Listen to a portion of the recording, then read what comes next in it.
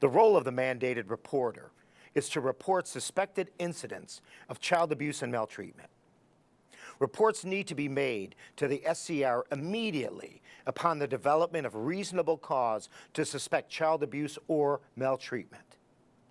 Section 413 of the Social Service Law requires designated professionals to report to the SCR when they have a reasonable cause to suspect that a child before them in their professional capacity has been abused or maltreated, or when there is reasonable cause to suspect that a child is an abused or maltreated child where the parent, guardian, custodian, or other person legally responsible for such child comes before them in their professional, official capacity and states from personal knowledge, facts, conditions, or circumstances which, if correct, would render the child an abused or maltreated child, then they must report.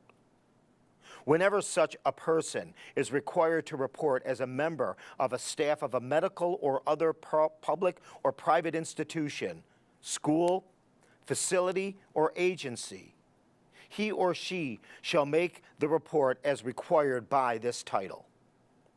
Nothing in this section or title is intended to require more than one report from any institution, school, or agency. No retaliatory personnel action is allowed. Reasonable cause to suspect means that based on what you have observed or been told, combined with your training and experience, you feel that harm or imminent danger of harm to the child could be the result of an act or omission by the person legally responsible for the child. Explanations that are inconsistent with your observations and or knowledge may be a basis for your reasonable suspicion. As a mandated reporter, you are required to report suspected incidents. It is your duty. If there is a reasonable cause to suspect a child is being abused or maltreated, you must call the SCR immediately. You do not have to be positive that abuse or maltreatment is occurring. You do not have to have proof that abuse or maltreatment has occurred.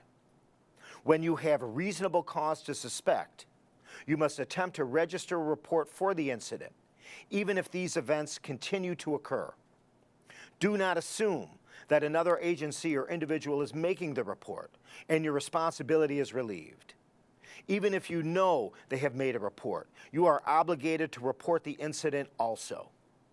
The sooner the incident is reported, the better the chances for protecting the child and providing appropriate services for the family. The information you gather from your observations may be different than those of another reporter. This information is all relevant to the SCR in making their decision when registering a report. Remember that crimes committed against children should be directly reported to law enforcement. If you are uncertain if an incident is criminal, you can contact the SCR anyway. SCR staff are trained to make those distinctions or can make a law enforcement referral for you. In certain circumstances, it may be necessary to contact law enforcement if anyone is in immediate danger. Anytime that a person is acting within the scope of their employment or carrying out functions as part of their duties and responsibilities of their profession, examples of on-duty or on-the-clock versus off-duty are as follows. For instance, a doctor examining a child in their practice who has reasonable suspicion of abuse must report their concern. In contrast, the doctor who witnesses child abuse when riding their bike while off-duty is not mandated to report that abuse. The mandated reporter's legal responsibility to report suspected child abuse or maltreatment ceases when the mandated reporter stops practicing their profession. Of course, anyone may report any suspected abuse or maltreatment at any time and is encouraged to do so. A person legally responsible, or a PLR, includes the child's custodian, guardian, and any person responsible for the child's care at the relevant time. The term custodian may include any person continually or at regular intervals found in the same household as the child when the conduct of such person causes or contributes to the abuse or maltreatment of a child. Someone who is not considered a PLR are individuals that care for children outside the home setting and may include teachers and camp counselors, to name a few. There are two new pieces of legislation that modify Social Service Law Section 413, enacted in 2007. The changes are effective October 1st, 2007.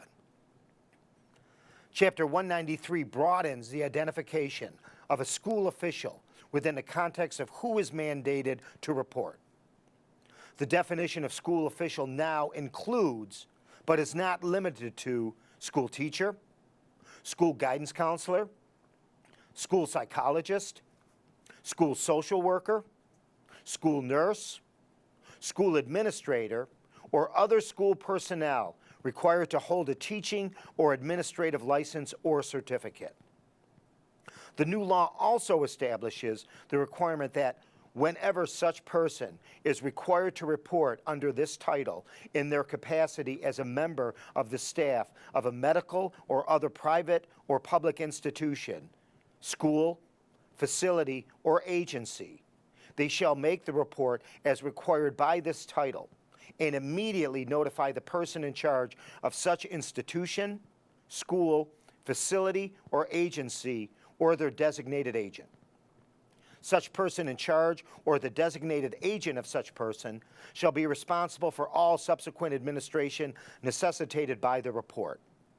Any report shall include the name, title, and contact information for every staff person of the institution who is believed to have direct knowledge of the allegations in the report. Nothing in this section or title is intended to require more than one report from any institution, school, or agency. No retaliatory personnel action against an employee can be taken. No employer can establish any conditions, prior approval, or prior notification of making a report. There are three components to the legal framework applicable to mandated reporters: confidentiality, liability, and immunity. Confidentiality. Per Social Services Law 442A, the Social Service Law provides confidentiality for mandated reporters and all sources of child abuse and maltreatment reports. The Office of Children and Family Services, also known as the OCFS, and local CPS are not permitted to release to the subject of the report any data that would identify the source of a report unless the source has given written permission to do so. Information regarding the source of the report may be shared with court officials, police, and district attorneys, but only in certain circumstances. Immunity from liability. Some mandated reporters face a conflict between their legal obligation to report and their legal obligation to maintain client or patient confidentiality. Section 419 of the Social Service Law provides immunity from liability for mandated reporters. Mandated reporters are immune from any criminal or civil liability if the report was made in good faith. The good faith of such a person, official, or institution required to report is presumed. This means if a person accuses you of making a false report in bad faith, they have to prove you acted with gross negligence and willful misconduct. No medical or other public or private institution, school, facility, or agency shall take any retaliatory personnel action against an employee who made a report to the SCR. No school, school official, child care provider, foster care provider, residential care facility provider, hospital, medical institution provider, or mental health facility provider shall impose any conditions, including prior approval or prior notification, upon a member of their staff mandated to report suspected child abuse or maltreatment. Penalties for failure to report. Mandated reporters are subject to serious consequences for failure to report. Additionally, failing to report may result in a lawsuit in civil court for monetary damages for any harm caused by the mandated reporter's failure to make the report to the SCR, including wrongful death suits. These can include a Class A misdemeanor, which can result in a penalty of up to a year in jail, a fine of $1,000, or both. Additionally, failing to report may result in a lawsuit in civil court for monetary damages for any harm caused by the mandated reporter's failure to make the report to the SCR, including wrongful death suits. Mandated reporters must call the SCR to ensure immunity and to be protected from criminal and civil liability. If the mandated reporter calls the local county Department of Social Services office or law enforcement official, then that mandated reporter has not fulfilled their legal duty to report to the SCR. Effective November 21st, 2005, an amendment to Social Service Law Section 415 requires mandated reporters who make a report that initiates an investigation of an allegation of child abuse or maltreatment to comply with all requests for records made by CPS relating to such report. The mandated reporter to whom the request is directed makes the determination of what information is essential. If CPS believes that the mandated reporter has additional essential information pertaining to the report, CPS should ask the mandated reporter for the additional records and attempt to come to an agreement regarding any additional records.